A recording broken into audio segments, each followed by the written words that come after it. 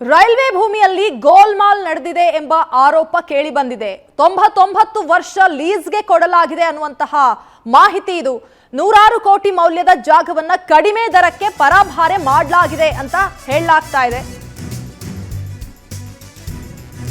ನೂರಾರು ಕೋಟಿ ಮೌಲ್ಯದ ಜಾಗವನ್ನ ಕಡಿಮೆ ದರಕ್ಕೆ ಪರಭಾರೆ ಮಾಡಿದ್ದಾರೆ ಎಂಬ ಆರೋಪ ಕೇಳಿ ಬಂದಿದೆ. ಹುಬ್ಬಳ್ಳಿಯ ಎಂಟಿಎಸ್ ಕಾಲೋನಿಯಲ್ಲಿರುವ 13 ಎಕರೆ ಭೂಮಿಯನ್ನ ಕಡಿಮೆ ದರಕ್ಕೆ ಮಾರಾಟ ಮಾಡಲಾಗಿದೆ. ರೈಲ್ವೆ ಇಲಾಖೆಗೆ ಸೇರಿದಂತಹ 13 ಎಕರೆ ಭೂಮಿ 99 ವರ್ಷಗಳಿಗೆ ಲೀಸ್ ಕೊಡಲಾಗಿದೆಯಂತೆ. 13 ಎಕರೆ 83 ಕೋಟಿ ರೂಪಾಯಿಗೆ ಲೀಸ್ ಕೊಡಲು ಪ್ಲಾನ್ ಅನ್ನ ಮಾಡಲಾಗಿದೆ. ಹರಾಜು ಪ್ರಕ್ರಿಯೆಯಲ್ಲಿ ಪ್ರಭಾವಿಗಳ ಕೈವಾಡದ ಶಂಕೆ ವ್ಯಕ್ತವಾಗಿದೆ. ನೈಋತ್ಯ ರೈಲ್ವೆ ಪ್ರಾಧಿಕಾರದ ಅಧಿಕಾರಿಗಳ ಅಂಧ ದರ್ಬಾರಿದು. ನೂರಾರು ಕೋಟಿ ಮೌಲ್ಯದ ಜಾಗವನ್ನ ಕಡಿಮೆ ದರಕ್ಕೆ ಮಾರಾಟ ಮಾಡುವಂತಹ ಪ್ಲಾನ್, ಅಂದ್ರೆ ಲೀಸ್ಗೆ ಕೊಡುವಂತಹ ಪ್ಲಾನ್ ನಡೆದಿದೆ ಅನ್ನುವಂತಹ ಮಾತುಗಳು ಇಲ್ಲಿ ಕೇಳಿ ಬರ್ತಾ ಇದೆ. ಹುಬ್ಬಳ್ಳಿಯಲ್ಲಿ ನಡೆದಿರುವಂತಹ ಘಟನೆ ಇದು. ಕಡಿಮೆ ದರಕ್ಕೆ ಪರಭಾರೆ ಮಾಡಿದ್ದಾರೆ. 13 ಎಕರೆಯನ್ನ 83 ಕೋಟಿ ರೂಪಾಯಿಗೆ ಪರಭಾರೆ ಕೊಡಬೇಕು, ಲೀಸ್ಗೆ ಕೊಡಬೇಕು ಅನ್ನುವಂಥದ್ದು ಇಲ್ಲಿ ನಡೆದಿರುವಂತಹ ಪ್ಲಾನ್. ಪ್ರಭಾವಿಗಳ ಕೈವಾಡ ಇದೆ ಈ ಒಂದು ಘಟನೆ ಪ್ರಕರಣದ ಹಿಂದೆ ಅನ್ನುವಂತಹ ಆರೋಪ ಕೂಡ ಕೇಳಿ ಬರ್ತಾ ಇದೆ. ರೈಲ್ವೆ ಪ್ರಾಧಿಕಾರದ ಅಧಿಕಾರಿಗಳು ಈ ರೀತಿಯ ಅಂಧ ದರ್ಬಾರ್ನಲ್ಲಿ ತೊಡಗಿದ್ದಾರೆ. ರೈಲ್ವೆ ಭೂಮಿಯಲ್ಲಿ ಗೋಲ್ಮಾಲ್ ನಡೀತಾ ಇದ್ರೂ ಕೂಡ ಸಂಬಂಧಪಟ್ಟ ಅಧಿಕಾರಿಗಳು ಕ್ಯಾರೆ ಅಂತ ಇಲ್ಲ. ಪ್ರಭಾವಿಗಳ ಕೈವಾಡ ಇದೆ ಈ ಒಂದು ಪ್ರಕರಣದ ಹಿಂದೆ ಅನ್ನುವಂತಹ ಆರೋಪವನ್ನ ಮಾಡಲಾಗ್ತಾ ಇದೆ. 99 ವರ್ಷ ಲೀಸ್ಗೆ ಕೊಡಲಾಗಿದೆ, ಅಂದ್ರೆ ಕಡಿಮೆ ದರಕ್ಕೆ 13 ಎಕರೆ ಜಾಗವನ್ನ ಕೇವಲ 83 ಕೋಟಿ ರೂಪಾಯಿಗೆ ಲೀಸ್ಗೆ ಕೊಡೋದಕ್ಕೆ ಪ್ಲಾನ್ ನಡೀತಾ ಇದೆ ಅನ್ನುವಂತಹ ಆರೋಪ ಕೇಳಿ ಬಂದಿದೆ. ವೆಸ್ಟರ್ನ್ ರೈಲ್ವೆ ಝೋನ್ನ ಹೆಡ್ ಕ್ವಾರ್ಟರ್ಸ್ ಎಲ್ಲ ಅಧಿಕಾರಿಗಳು ಹುಬ್ಬಳ್ಳಿಯಲ್ಲೇ ವಾಸ ಮಾಡ್ತಾರೆ ಮತ್ತು ರೈಲ್ವೆಯ ಎಲ್ಲ ಕಾಮಗಾರಿಗಳು, ಆಫೀಸ್ನ ಆಡಳಿತ ವ್ಯವಸ್ಥೆ ಹುಬ್ಬಳ್ಳಿಯಲ್ಲಿದೆ. ಇದೆಲ್ಲ ಇದ್ದಾಗಲೂ ಕೂಡ ಮತ್ತೊಂದು ಕಡೆ ರಾಜಕೀಯವಾಗಿ ನಮ್ಮ ಸಂಸದರಾದಂಥ ಪ್ರಹ್ಲಾದ್ ಜೋಶಿಯವರು, ಕೇಂದ್ರದ ಪ್ರಭಾವಿ ಸಚಿವರು, ಅವರು ಕೂಡ MTS ಕಾಲನಿಯಲ್ಲೇ ತಮ್ಮ ಬಾಲ್ಯವನ್ನು ಕಳೆದಿದ್ದಾರೆ. ಇದನ್ನೆಲ್ಲ ಒಂದು ಕಡೆ ನೋಡಿದ್ರೆ, ಮತ್ತೊಂದು ಕಡೆ ಆ ಏನು MTS ಕಾಲನಿ ನಾನು ಹೇಳಿದೆಲ್ಲ 300 ಕೋಟಿಗೂ ಅದಕ್ಕೆ ಬೆಲೆ ಬಾಳುವಂಥ ಒಂದು 13 ಎಕರೆಯಷ್ಟು ಜಾಗ, ಆ 300 ಕೋಟಿಯ ಬೆಲೆ ಬಾಳುವಂಥ ಜಾಗ ಕೇವಲ 83 ಕೋಟಿ ರೂಪಾಯಿಗೆ ಒಂದು ರಿಯಲ್ ಎಸ್ಟೇಟ್ ಕಂಪ್ನಿಗೆ ಇವತ್ತು ಕೇಂದ್ರ ಸರ್ಕಾರ ವ್ಯಾಪಾರ ಮಾಡಿದೆ. ಇದರಲ್ಲಿ ಮೇಲ್ನೋಟಕ್ಕೆ ಸರಿಸುಮಾರು 220 ಕೋಟಿಯಷ್ಟು ಭ್ರಷ್ಟಾಚಾರ ಕಂಡು ಬರುತ್ತದೆ. ಭಾರತೀಯ ಜನತಾ ಪಾರ್ಟಿಯವರು, ನರೇಂದ್ರ ಮೋದಿಯವರು ಒಂದು ಕಡೆ ನಾ ಕಾವುಂಗ ನಾ ಕಾನೇ ದೂಂಗ ಅಂತಾರೆ, ಮತ್ತೊಂದು ಕಡೆ ಮನ್ ಕಿ ಬಾತಲ್ಲಿ ಬಂದು ಭ್ರಷ್ಟಾಚಾರದ ವಿರುದ್ಧವಾಗಿ ಮಾತಾಡ್ತಾರೆ. ಆದರೆ ವಾಸ್ತವವಾಗಿ ನೂರಾರು ಕೋಟಿ ಭ್ರಷ್ಟಾಚಾರ ಮಾಡಿ ನಮ್ಮ ಕೇಂದ್ರ ಸರ್ಕಾರದ ಆಸ್ತಿಗಳನ್ನು ಖಾಸಗಿ ವ್ಯಕ್ತಿಗಳಿಗೆ ವ್ಯಾಪಾರ ಮಾಡೋದು ಎಷ್ಟರ ಮಟ್ಟಕ್ಕೆ ಸರಿ? ಕೂಡಲೇ ರೈಲ್ವೆ MTS ಕಾಲೋನಿ ಇಶ್ಯೂ ಬಂದು, ಇದು ರೈಲ್ವೆ ಲ್ಯಾಂಡ್ ಡೆವಲಪ್ಮೆಂಟ್ ಅಥಾರಿಟಿ ಅನ್ನೋ ಒಂದು ನಮ್ಮ ಅಂಗಸಂಸ್ಥೆ ಭಾರತೀಯ ರೈಲ್ವೆದ್ದು, ಅವ್ರ ಅಂಡರ್ ಆ ಜಾಗವನ್ನು ಕಮರ್ಷಿಯಲಿ ಡೆವಲಪ್ಮೆಂಟ್ ಮಾಡಲಿಕ್ಕೆ ಅಂತ ಹೇಳ್ಬಿಟ್ಟು ನಮ್ಮ ಸೌತ್ ವೆಸ್ಟರ್ನ್ ರೈಲ್ವೆ ಅವ್ರಿಗೆ ಹ್ಯಾಂಡ್ ಓವರ್ ಆಗಿದೆ. ಅವರು ಅದನ್ನು ಕಮರ್ಷಿಯಲಿ ಡೆವಲಪ್ ಮಾಡಲಿಕ್ಕೆ ಓಪನ್ ಟೆಂಡರ್ಸ್ ಕರೆದಿದ್ದಾರೆ.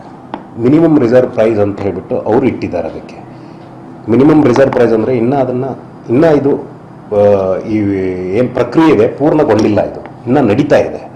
ಅದಾದಮೇಲೆ ಏನಂದರೆ ಮಿನಿಮಮ್ ರಿಸರ್ವ್ ಪ್ರೈಸ್ ಅಂತ ಅವ್ರು ಕರೀತಾ ಇದ್ದಾರೆ. ಅದಕ್ಕೆ 83 crores ಅಂತ ಏನು ಹೇಳಿದ್ದಾರೆ. ಬೇಸ್ಡ್ ಆನ್ ಆ್ಯಂಡ್ 5 ಸತಿ ನಾವು ಇದನ್ನು ಬಿಡ್ಡಿಂಗ್ ಕರೆದಿದ್ವಿ, 5 ಸತಿ ಫೇಲ್ಯೂರ್ ಆಗಿದೆ. ಇದು 6ನೇ ಸತಿ ಇವಾಗ ಕರೀತಾ ಇರೋದು. ಈ ಬಗ್ಗೆ ಮಾತನಾಡೋದಕ್ಕೆ ಕಾಂಗ್ರೆಸ್ನ ಯುವ ಮುಖಂಡರಾದಂತಹ ರಜತ್ ಉಳ್ಳಾಗಡ್ಡಿ ಅವರೇ ನಮ್ಮ ಜೊತೆ ನೇರವಾಗಿ ಸಂಪರ್ಕಕ್ಕೆ ಜಾಯ್ನ್ ಆಗ್ತಿದ್ದಾರೆ. ರಜತ್ ಉಳ್ಳಾಗಡ್ಡಿ ಅವರೇ, ನಮಸ್ಕಾರ. ತಮಗೆ ನಮಸ್ಕಾರ ಸರ್. ಏನ್ ಸರ್ ಇದು ಗೋಲ್ಮಾಲ್ ಪ್ರಕರಣ, ಏನು ಆರೋಪ, ಏನಿದು ಅಂತ? ನೋಡಿ, ಕರ್ನಾಟಕದಲ್ಲಿ ಈ ಭೂಮಿ ಬರುತ್ತೆ. ಕರ್ನಾಟಕ ಸರ್ಕಾರ ಈಗಾಗಲೇ ಕೇವಲ 30 ವರ್ಷಕ್ಕೆ ಮಾತ್ರ ಲೀಸ್ ಕೊಡ್ಬೇಕಂತ ಒಂದು ಕಾನೂನು ಇದೆ. ಅದನ್ನ 15 ವರ್ಷ ಎಕ್ಸ್ಟೆಂಡ್ ಮಾಡಬಹುದಂತಾನು ತಿದ್ದುಪಡಿ ಮಾಡಿದೆ. ಅಂದ್ರೆ 45 ವರ್ಷಗಳ ಕಾಲ ಲೀಸ್ ಕೊಡ್ಬೋದು. ಆದ್ರೆ ಕಂಡೀಷನ್ ಏನು, ಪ್ರತಿ 5 ವರ್ಷಕ್ಕೊಂದ್ಸರಿ ಆ ಲೀಸ್ ಅಗ್ರಿಮೆಂಟ್ ನ ರಿನ್ಯೂ ಮಾಡ್ಬೇಕನ್ನುವಂತ ಒಂದು ಕಂಡೀಷನ್ ಇದೆ. ಈ ಯಾವ ಕಂಡೀಷನ್ಸ್ ಇದ್ರಲ್ಲಿ ಕಂಡು ಬರ್ತಾ ಇಲ್ಲ. ಮತ್ತೊಂದ್ ಕಡೆ 99 ವರ್ಷಗಳ ಕಾಲ ಲೀಸು. ಇವತ್ತು ನಾವೆಲ್ಲ ಬಾಂಬೆ ಸ್ಟಾಕ್ ಎಕ್ಸ್ಚೇಂಜ್ ಅಲ್ಲಿ ನೋಡಿದ್ರೆ ರೈಲ್ವೆ ಒಂದು ಪ್ರಾಫಿಟೇರಿಂಗ್ ಕಂಪ್ನಿ, ಅದೇನ್ ಲಾಸ್ ಅಲ್ಲಂತೂ ಇಲ್ಲ. ಇಂಥ ಕಾಲದಲ್ಲಿ ಸೌತ್ ವೆಸ್ಟರ್ನ್ ರೈಲ್ವೆಗೆ ಹುಬ್ಳಿ ಧಾರವಾಡ ಹೆಡ್ ಕ್ವಾರ್ಟರ್ಸ್ ಇದೆ, ಅಧಿಕಾರಿಗಳು ಇಲ್ಲೇ ವಾಸ ಮಾಡ್ತಾರೆ, ಇಲ್ಲೇ ಕಾರ್ಯಾಂಗ ವ್ಯವಸ್ಥೆನೂ ಇದೆ. ಇವೆಲ್ಲ ಇರ್ಬೇಕಾದ್ರೂ ಕೂಡ ಈ ಚುನಾವಣೆ ಹತ್ರ ಇದ್ದಾಗ ಟೆಂಡರ್ನ ದಿಢೀರಾಗಿ ಕರೆದು 300 ಕೋಟಿ ಬೆಲೆ ಬಾಳುವಂತ 13 ಎಕರೆ ಆಸ್ತಿನ ಕೇವಲ 83 ಕೋಟಿ ರೂಪಾಯಿಗೆ ಹರಾಜಾಕಿದ್ದು, ಇದು ಸ್ಪಷ್ಟವಾಗಿ ಒಂದು ಚುನಾವಣೆಗೋಸ್ಕರ ಭಾರತೀಯ ಜನತಾ ಪಾರ್ಟಿಯವರು ಅವ್ಯವಹಾರ ಮಾಡಿ ಈ ಅವ್ಯವಹಾರದ ದುಡ್ಡಿನಿಂದ ಲೋಕಸಭಾ ಚುನಾವಣೆಗೆ ಪಕ್ಷಕ್ಕೆ ಫಂಡ್ ರೈಸ್ ಮಾಡುವಂತ ಕೆಲಸ ಮಾಡ್ತಾ ಇದ್ದಾರೆ. ಇದು ಒಂದು ಬ್ರಹ್ಮಾಂಡ ಭ್ರಷ್ಟಾಚಾರ ಇವತ್ತು ಹುಬ್ಬಳ್ಳಿಯಲ್ಲಿ ನಡೀತಾ ಇದೆ. ಓಕೆ, ಇದಕ್ಕೆ ಆಧಾರ ಏನಾದ್ರೂ ಸಾಕ್ಷಿಗಳು ದಾಖಲೆಗಳೇನಾದ್ರೂ ಇದೆಯಾ ಸರ್?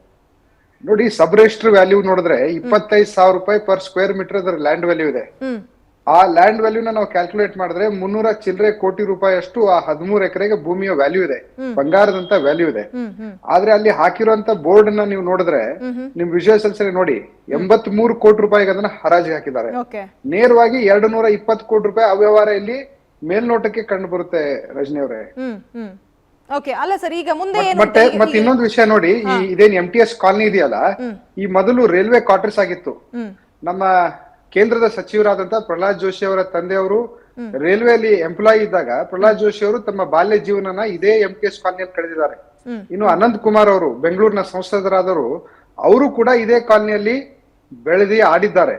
ಈ ಸಂಸದರು ಅಧಿಕಾರದಲ್ಲಿ ಇದ್ದಾಗ, ಅವ್ರ ಕೇಂದ್ರದ ಪ್ರಭಾವಿ ಸಚಿವರಿದ್ದಾಗ ಯಾವ ಒಂದು ಸರ್ಕಾರಿ ಸ್ವಾಮ್ಯದ ಆಸ್ತಿನೇ ಮಾರಾಟ ಮಾಡ್ತಾರಂದ್ರೆ ಯಾವ ಹಂತಕ್ಕೆ ಇದು ಹೋಗಿದೆ ಅಂತ ನೀವು ಅರ್ಥ ಮಾಡ್ಕೋಬೇಕು ರಜನಿ ಅವರ ಇದರಲ್ಲಿ. ಓಕೆ, ಈಗ ಸರ್, ಈಗ ನೇರವಾಗಿ ನೀವು ಬಿಜೆಪಿ ಮೇಲೆ ಆರೋಪ ಮಾಡಿದಿರಿ, ಪ್ರಭಾವಿಗಳ ಕೈವಾಡ ಇದೆ ಅಂತ ಹೇಳ್ತಿದ್ದೀರಿ. ಯಾರ್ದಾದ್ರೂ ಹೆಸರು ಹೇಳ್ತೀರಾ ಅಂತ? ಹೆಸರಲ್ಲ ನೋಡಿ, ಎಂಟೈರ್ ವ್ಯವಸ್ಥೆ, ಕೇಂದ್ರ ಸರ್ಕಾರ ಇದರಲ್ಲಿ ಸಹಜವಾಗಿ ಈ ಒಂದು ಅವ್ಯವಹಾರದಲ್ಲಿ ನೇರವಾಗಿ ಭಾಗಿಯಾಗಿದೆ. ಯಾಕಂದ್ರೆ ರೈಲ್ವೆ ಬರೋದು ಸಂಪೂರ್ಣವಾಗಿ ಯೂನಿಯನ್ ಗವರ್ಮೆಂಟ್ ಗೆ ರೈಲ್ವೆ ಬರುತ್ತೆ. ಚುನಾವಣೆ ಹತ್ರದಲ್ಲಿದೆ, ಇನ್ನೊಂದು 20-30 ದಿನದಲ್ಲಿ ನೀತಿ ಸಂಹಿತೆ ಜಾರಿ ಬರುತ್ತೆ. ಅಷ್ಟ್ರೊಳಗಾಗಿ ಈ ವ್ಯವಹಾರ ಮುಗಿಸ್ಕೊಂಡು ದುಡ್ಡು ಮಾಡುವಂತ ಉದ್ದೇಶದಿಂದ ಭಾರತೀಯ ಜನತಾ ಪಾರ್ಟಿ ದಿಢೀರ್ನ ಈ ನೋಟಿಸ್ ನ ತೆಗೆದಿದೆ. ಈಗ ಮುಂದೆ ಏನ್ ಸರ್, ಈಗ ದೂರ ಏನಾದ್ರೂ ಕೊಡೋದು ಅಥವಾ ಹೋರಾಟಗಳು? ಇವತ್ತು ಸಾಯಂಕಾಲದಿಂದಲೇ ನಾವು ಸರಣಿ ಹೋರಾಟನ ಪ್ರಾರಂಭಗೊಳ್ತೀವಿ. ಆ ಹೋರಾಟದ ಪ್ರತಿಫಲವಾಗಿ ಈ ಭೂಮಿ ಸರ್ಕಾರಕ್ಕೆ ಉಳಿಬೇಕು ಅನ್ನುವಂತ ಉದ್ದೇಶದಿಂದ ಈ ಹೋರಾಟ ಮಾಡ್ತಾ ಇದೀವಿ.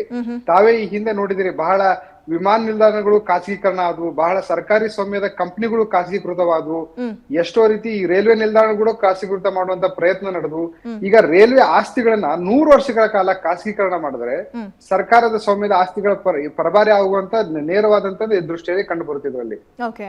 ದಾಖಲೆ ಎಲ್ಲ ಇದೆಯಾ ಸರ್ ಈಗ ಈ ವಿಚಾರಕ್ಕೆ ಸಂಬಂಧಪಟ್ಟಂತೆ? 100% ಎಲ್ಲ ದಾಖಲೆಗಳಿದಾವೆ. ಎಲ್ಲ ದಾಖಲೆಗಳಿದಾವೆ. ನೇರವಾಗಿ ಅವರೇ ಹಚ್ಕೊಂಡಿದಾರಲ್ಲ ಬೋರ್ಡ್ ನ 83 ಕೋಟಿ ರೂಪಾಯಿ ಹರಾಜ್ ಹಾಕಿ ಅಂತ ಹೇಳಿ. ಸಬ್ ರಿಜಿಸ್ಟರ್ ಕಚೇರಿಯಲ್ಲಿ ಅದ್ರ ಲ್ಯಾಂಡ್ ವ್ಯಾಲ್ಯೂ ಇದೆ. ಓಕೆ, ಹಾಗಾದ್ರೆ ಹೋರಾಟ ಮಾಡೋದಕ್ಕೆ ರೆಡಿ ಆಗಿದ್ದೀರಿ ಅಂತ? 100% ಇವತ್ತಿಂದ ಹೋರಾಟ ಪ್ರಾರಂಭವಾಗುತ್ತೆ. ಓಕೆ, ಥ್ಯಾಂಕ್ ಯು ರಜತ್ ಉಳ್ಳಾಗಡ್ಡಿ ಅವರು ಇಷ್ಟೊತ್ತು ಪವರ್ ಟಿವಿ ಯೊಂದಿಗೆ ಮಾತಾಡೋದಕ್ಕೆ. ಇದು ಕಾಂಗ್ರೆಸ್ನ ಯುವ ಮುಖಂಡರಾದಂತಹ ರಜತ್ ಉಳ್ಳಾಗಡ್ಡಿ ಅವರ ಮಾತುಗಳು. ಬಿಜೆಪಿ ಅವರ ವಿರುದ್ಧ ನೇರವಾಗಿ ಆರೋಪ ಮಾಡಿದ್ದಾರೆ. ಈ ನಿಟ್ಟಿನಲ್ಲಿ ಹೋರಾಟ ಕೂಡ ಮಾಡ್ತೀವಿ ಅಂತಂದ್ರೆ 300 ಕೋಟಿ ಬೆಲೆ ಬಾಳುವಂತಹ ಜಾಗವನ್ನ ಕೇವಲ 83 ಕೋಟಿಗೆ ಮಾರಾಟ ಮಾಡಿ ಅದನ್ನ ಲೀಸ್ಗೆ ಕೊಟ್ಟು ಇಲ್ಲಿ ಬೃಹತ್ ಗೋಲ್ಮಾಲ್ ನಡೆದಿದೆ ಅನ್ನುವಂತಹ ನೇರವಾದಂತಹ ಆರೋಪವನ್ನ ರಜತ್ ಉಳ್ಳಾಗಡ್ಡಿ ಅವರು ಮಾಡಿದ್ದಾರೆ. ಈ ನಿಟ್ಟಿನಲ್ಲಿ ಹೋರಾಟವನ್ನ ಕೂಡ ಇವತ್ತಿನಿಂದಲೇ ನಾವು ಮಾಡ್ತೀವಿ. ಇದಕ್ಕೆ ಸಂಬಂಧಪಟ್ಟಂತಹ ದಾಖಲೆಗಳು, ಎಲ್ಲಾ ಸಾಕ್ಷಿಗಳು ನಮ್ಮ ಬಳಿ ಇದೆ. ಇದಕ್ಕೆ ದೂರನ್ನ ಕೂಡ ಕೊಟ್ಟು ಈ ನಿಟ್ಟಿನಲ್ಲಿ ಹೋರಾಟವನ್ನ ಕೂಡ ನಾವು ಮಾಡ್ತೀವಿ ಅಂತ ರಜತ್ ಉಳ್ಳಾಗಡ್ಡಿ ಅವರು ಎಚ್ಚರಿಕೆಯನ್ನ ಕೊಟ್ಟಿದ್ದಾರೆ. ಜೊತೆಗೆ ಪ್ರಭಾವಿಗಳ ಕೈವಾಡ ಇರೋ ಬಗ್ಗೆ ಕೂಡ ಅವರು ಮಾಹಿತಿಯನ್ನ ನೀಡಿದ್ದಾರೆ.